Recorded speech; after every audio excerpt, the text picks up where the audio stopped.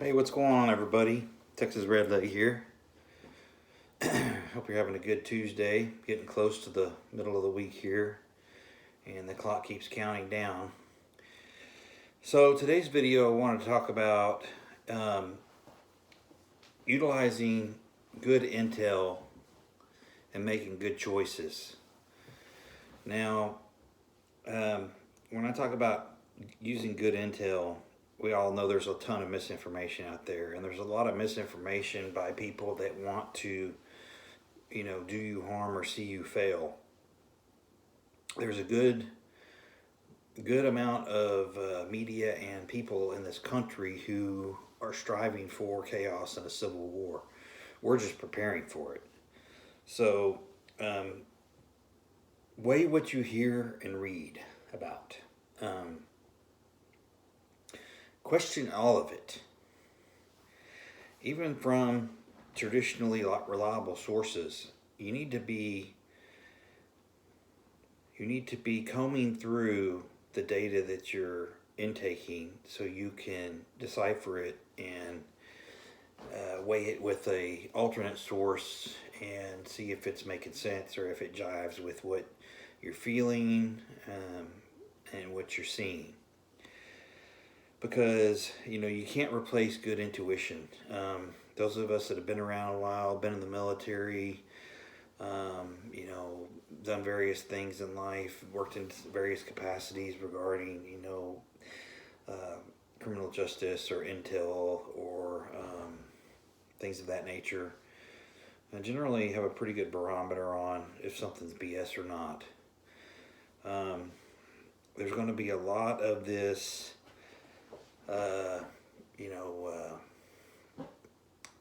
public service announcements, PSAs, especially with the way they're setting up this vaccine to be taken and then retaken on the second dose.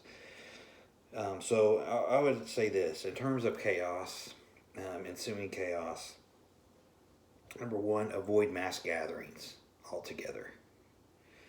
Don't go to any arenas, don't go to any, soccer stadiums, football stadiums, big parking lots, especially if it's got a fence around it or a gate. I would be really careful about marching into places like that. Don't follow the crowd. A lot of this stuff that I think is going to happen, I think it's going to happen quick, like overnight. And there's a lot of sheep that are going to fall in line. There's going to be a lot of naysayers, that have continually mocked and trashed those of us that have prepped for situations like this as doing nothing more than wasting our time. But as time and time goes by, and we end up being right continually, emergencies, chaos, etc. So you're doing what you're doing because you know something's up and you feel it. So I would just say that you all have prepped and prepared for a reason.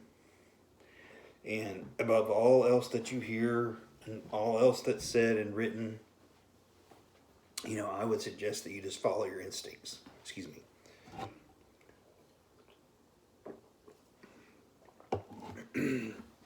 Excuse me. Follow your instincts. You all know what you're doing. You've heard enough. You've got a pretty good barometer yourself on all the stuff that's happening. And I think that most of you have probably listened enough where you're not going to take any chances, especially with your families. And those of you that are single might be willing to take a little bit more chance than others that aren't. But once you have a family and you're responsible for other people, things kind of change. And I would encourage you to rely on that intuition regarding those extra people that you have responsibility for. With regards to, not following the crowd and doing your own thing, or at least maybe with your MAG, your mutual assistance group, I would make sure that you choose good routes. You know, drive those routes. Have paper maps to help you navigate those routes. They're old school, but they're valuable. If you can get your hands on some maps, even if they're old, grab them. Okay. A lot of your older, senior citizens, they'll have maps tucked away in their glove boxes or whatever, and or sitting around the house, an old atlas or something. Those kind of stuff is huge, and it's going to come in real handy, I think, one day. So get those maps and know your routes and know your alternate routes, which you should already have established. As far as go bags go, again, this goes along with making good choices. People get these 100-pound rucksacks and backpacks loaded up with all these canned goods, this and that, and they're not going to make it. Okay, I can tell you right now, if they're on foot, somebody's going to stop them, take their stuff, and probably kill them. Okay, so if you can't put a backpack on your back and jog with it lightly for a pretty good distance, you probably need to slim it down. And, I would suggest no more than 25, 30 pounds maximum for the normal average person. I mean, unless you're a SF operator or, a spec ops guy of some kind with training regarding long deployments with stuff on your back and you're used to it and you're good at it, I wouldn't even attempt it. Because there's a big difference between throwing something in the trunk of your vehicle and then putting it on your back and having to navigate and be mobile with it. So slim those go bags down. It's not what you want, it's what you need. And that bag is a means for you to get from one place to another. It's not necessarily made to live out of. Okay? So be light, be mobile. Slim down your preps to where you have what you need in that small bag, but it's not going to bog you down. So you want a very condensed version of your preps in your go bag to take with you and keep it with you wherever you go. I don't care if it's to the store, keep it in the vehicle. And keep stocking up on those preps. There's all kinds of stuff on the shelves right now. There's a lot of people that keep talking about this, upcoming food shortage. Well, I haven't really seen it in my area yet, but that's not to say it's not coming. I've heard also about this trucker strike and logistical problems, and if there's impending chaos, the trucks aren't going to be able to move anyway. And so you're not necessarily prepping for food to be grown or meat to be butchered.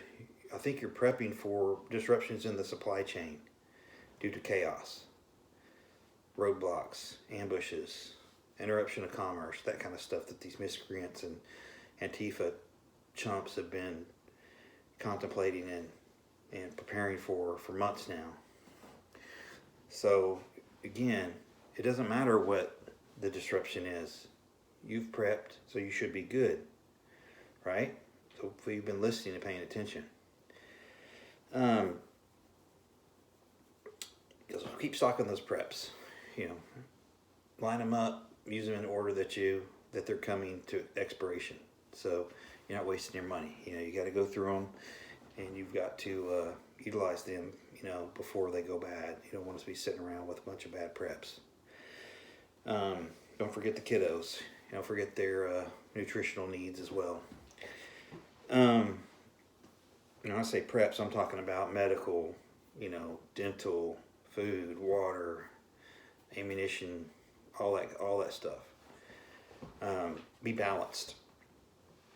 Don't get too overloaded one way or the other with your preps. You want to, get something every week or so, or every day or so, complete the circle. And my last point today, and some people think it's controversial, I don't at all, but you need to always stay armed. I'm not telling you to go break the law where you're at, but regardless of whether or not I had a license right now, I probably would carry a firearm. And be concealed with it, be discreet with it, but I would not be anywhere without a firearm and a magazine or two extra right now, period. So anyway, I hope y'all have a great rest of the week. Keep prepping, stack it deep, along with the Republic.